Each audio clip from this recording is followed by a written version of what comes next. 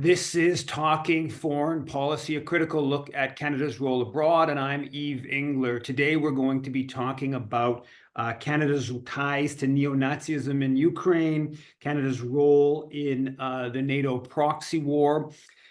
Today we're going to discuss this with author Peter McFarlane, who is the author of a just-released book, Family Ties: How a Ukrainian Nazi and a Living Witness Link Canada to Ukraine Today. I have to admit, I have not read the book, but I have read Peter McFarlane's one of his previous books, Northern Shadows, Canadians and Central America, which in my opinion is one of the best books on Canadian foreign policy. It came out, I think, in the late 80s, early 90s. That's a very good book that people should look at. Thanks a lot for coming on Talking Foreign Policy. Peter, can you give us a sort of brief synopsis of Family Ties? Yeah, okay. I guess the best place to start is with the title. What the book is built around is a look at Ukraine and Canadian policy from the point of view of a family connection of two families, the Chomiak and the Freeland family. That's the grandfather of Chrystia Freeland, and a Jewish family of Anne Charney, who wrote a brilliant book about her family experience in 1970s called Dobrid. She spent the war very close to where the Chomiaks were from, in a barn hiding from the Ukrainian nationalists and the Nazis. And so we trace, the book is in three parts. The first part deals with the 1930s and 40s in Ukraine. The second part deals with the former Nazis and the SS people who came to Canada in the 1940s and established themselves in Canada, and as well as the Charney coming to Canada as well in the 1940s. And the third part is kind of a return, because in 1991, after the fall of the Soviet Union, many of the Ukrainian nationalists returned to Ukraine, and they had quite an influence on the development of Ukraine at that particular time. Chrystia Freeland's mother, for example, helped write the Constitution in Ukraine. She returned in 1991, and Chrystia Freeland shortly thereafter, and her uncle as well was. He still lives in Ukraine. So it's a story about the Ukrainians of the 40s coming to Canada and then returning to Ukraine, and sort of the social movements in between that brought them forward into Canada and then back again. So before we're getting to the sort of war today, tell us a little bit about the Nazi former SS people who came to Canada after World War II, which is of course in the news recently with the Ukrainian Canadian Congress fundraising for a lawsuit to block the release of the names. I believe it's 900 names in the I think it's the Duchesne mid-1980s Duchesne report. Half of it was released, half of it is still secret.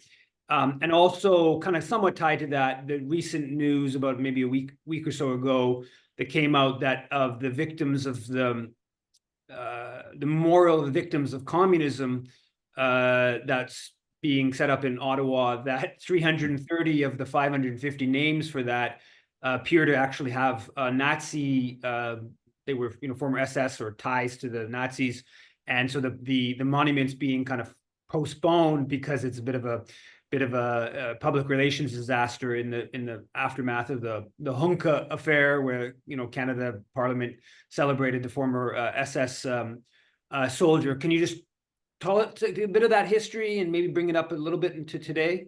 Yeah, I think you really have to start around I guess around 1940 in that history, because that was when, prior to that, most of the Ukrainians in Canada were sort of left-wing. A lot of them were affiliated with the Communist Party.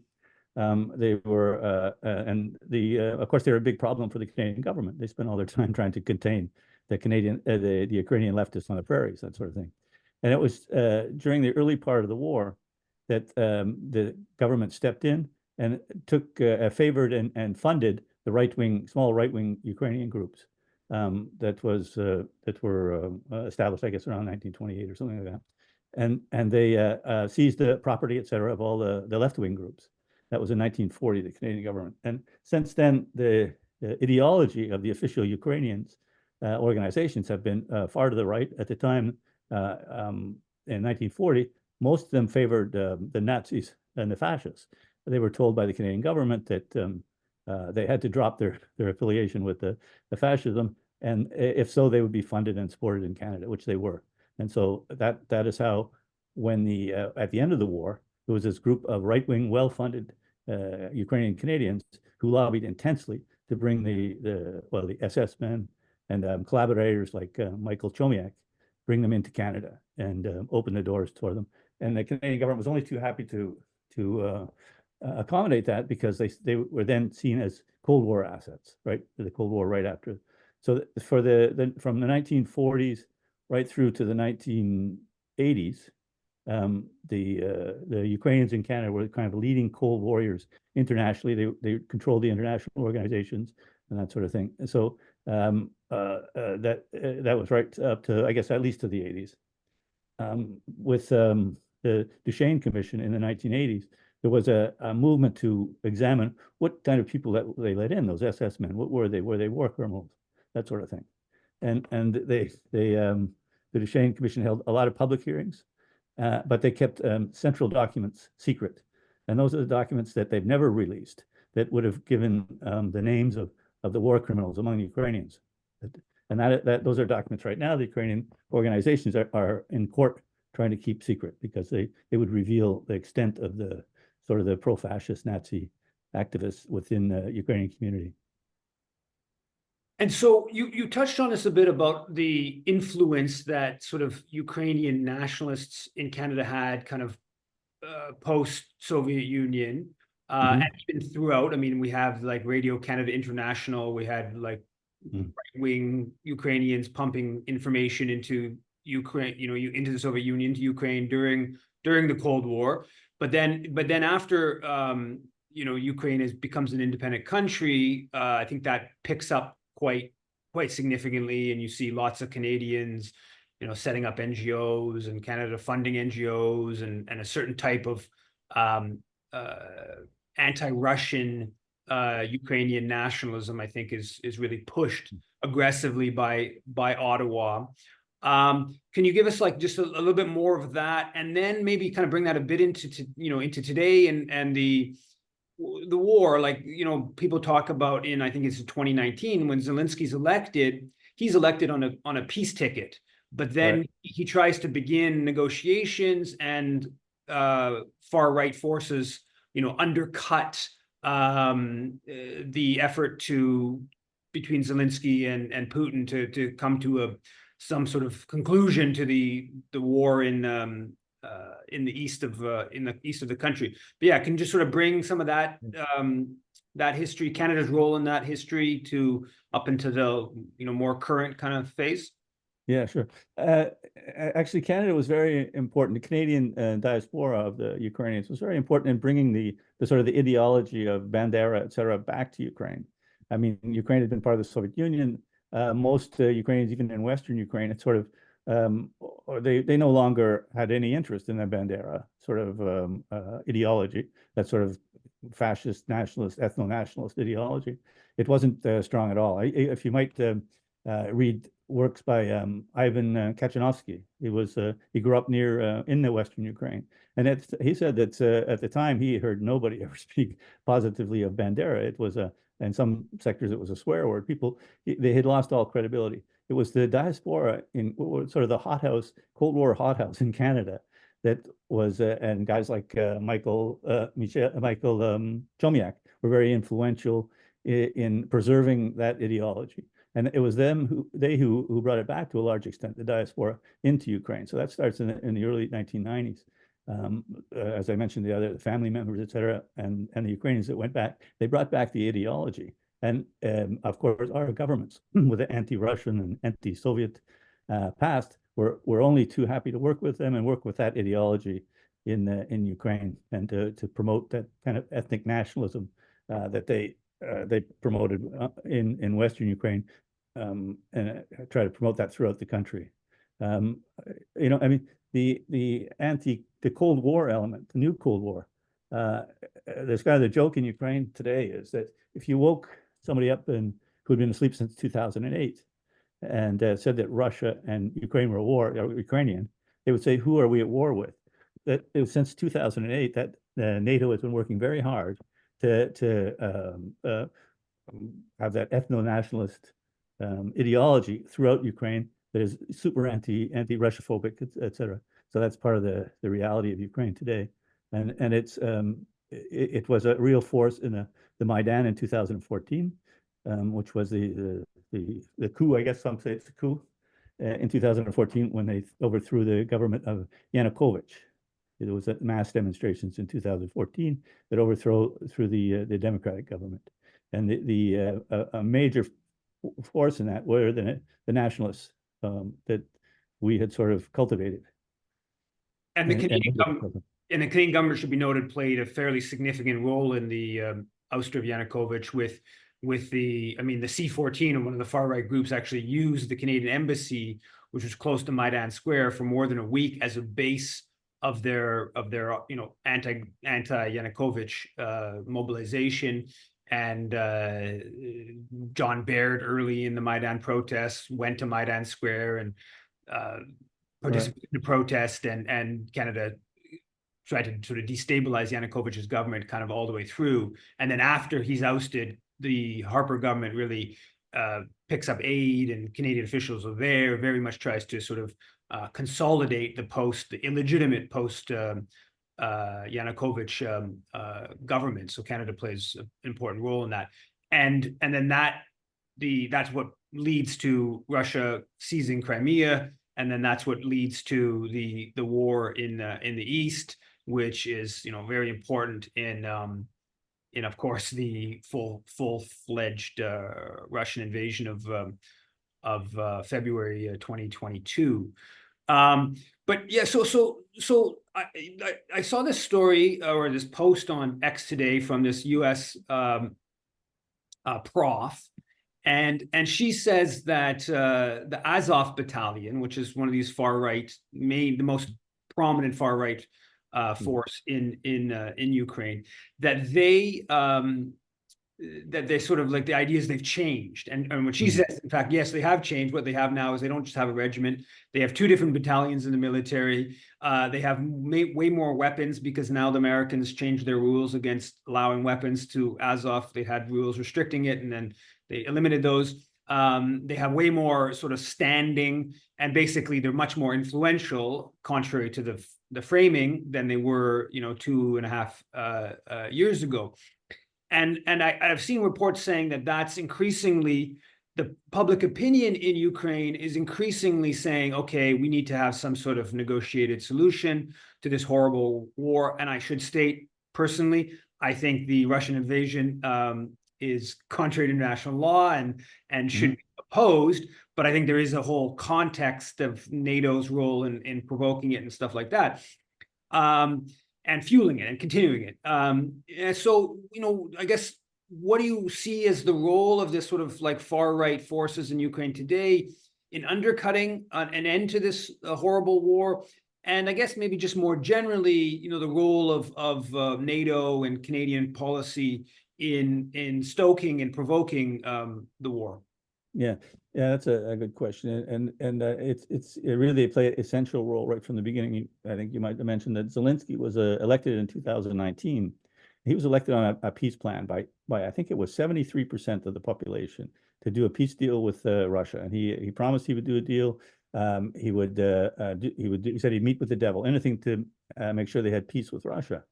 And within 3 or 4 months of his election, there were massive demonstrations organized by Azov, of the nationalist forces in the country. Massive would be, I'm talking millions, like 20,000 people, but 20,000 people who were well armed. And at the time, Azov already had its own battalion within the military.